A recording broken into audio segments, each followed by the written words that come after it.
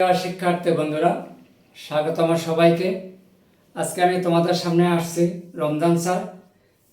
আজকে আমি আলোচনা করব একাদশ ও দ্বাদশ শ্রেণীর গণিত প্রথম পত্রের বৃত্ত সংক্রান্ত প্রশ্ন থেকে।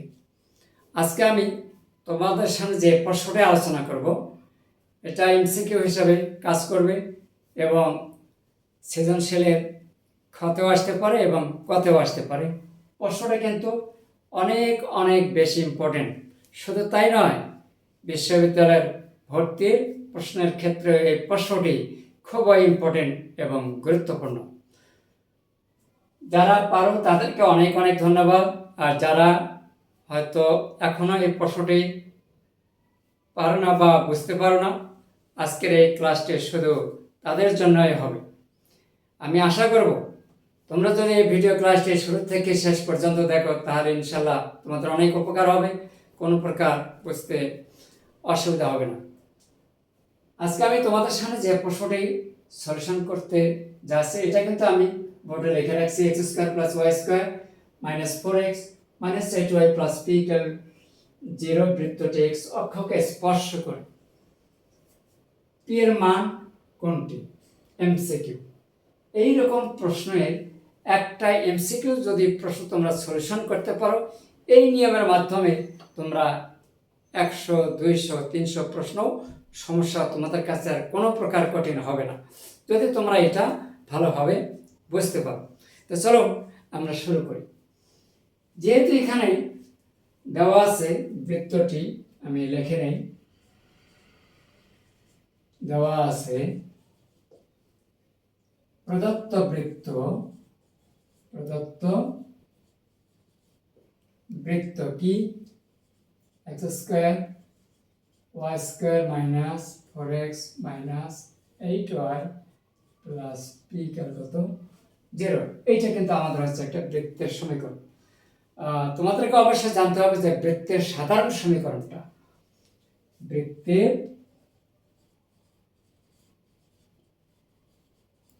সাধারণ সমীকরণ যদি তোমরা জানো, তা হচ্ছে x square y square plus 2gx plus 2fy plus c equal 0। এবার জানতে হবে বৃত্তটির কেন্দ্র। অতএব বৃত্তটির কেন্দ্র হচ্ছে -g, -f। ঠিক আছে? এবং ব্যাসার্ধ আছে, ব্যাসার্ধটা এখানে প্রয়োজন হবে, তারপরে লিখে দিলাম তোমাদের জানার জন্য।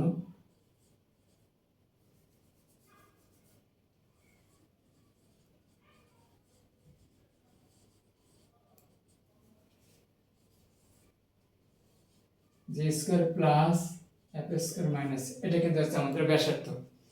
তাহলে আমাদের এই সমীকরণটা কিন্তু এই বৃত্তের সাধারণ সমীকরণের সাথে একটু সিমিলার আছে, মিল আছে। তাহলে দেখি এখান থেকে আমরা একটু পার্ট অংশটা তৈরি করে নিই। X square plus y square plus সূত্রের 2, এই যেখানে সূত্রের 2 কিন্তু আমি এখানে দিয়ে দিলাম।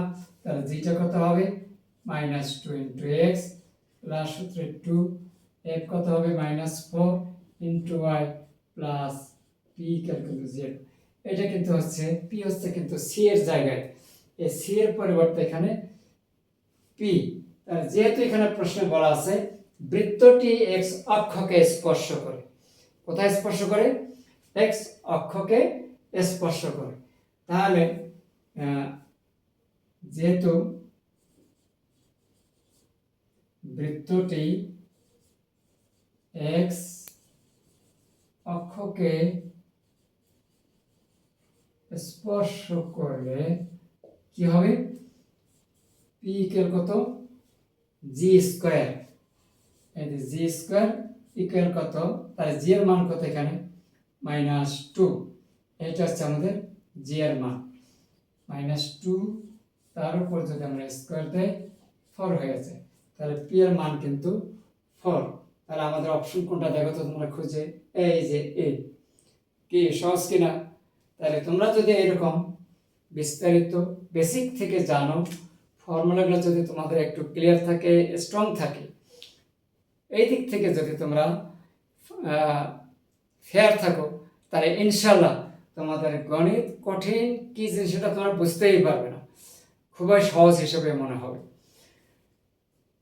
তাহলে এখন আমাদের অপশন চলে খুঁজে পাই এই যেখানে, তাহলে অবশ্যই অ্যান্সার হচ্ছে 4। পি এর মান 4, অতএব পি ইকুয়াল টু 4 হয়ে গেল। এখানে দিলাম না, এখানে দিলাম, ঠিক আছে। এটা হচ্ছে আমাদের আনসার। তাহলে এইভাবে এই প্রশ্নটা সৃজনশীলের জন্য ইম্পর্টেন্ট, অনেক ক্ষেত্রে আবার এমসিকিউ দিতে, আমি এমসিকিউ দিয়ে দেখা দিলাম। অনেকের কাছে হয়তো মনে করেন স্যার এত বড় একটা বড় প্রশ্ন দিয়েছে এমসিকিউর জন্য, সেটা কি সম্ভব? হ্যাঁ সম্ভব। তোমাদেরকে এই শর্টকাট নিয়মগুলো একটু জানা থাকলে তাহলে তোমাদের কাছে এমসিকিউ বের করা কোনো প্রকার সমস্যা বা কঠিন নয়। তো পরিশেষে আমি বলবো, আজকে আমার এই ছোট্ট ভিডিও ক্লাসটি তোমাদের কাছে কেমন লেগেছে তা অবশ্যই কমেন্টসের মাধ্যমে জানিয়ে দেবে, এবং ভিডিওটি দেখা শেষে অবশ্যই যারা ইউটিউব চ্যানেল থেকে দেখছো একটা সাবস্ক্রাইব করে দেবে, আর যারা পেজ থেকে দেখছো একটা ফলো করে দেবে। ধন্যবাদ সবাইকে, ভালো থাকবেন, আল্লাহ হাফেজ। আবার দেখাবা হয়তো কোনো এক ভিডিওতে।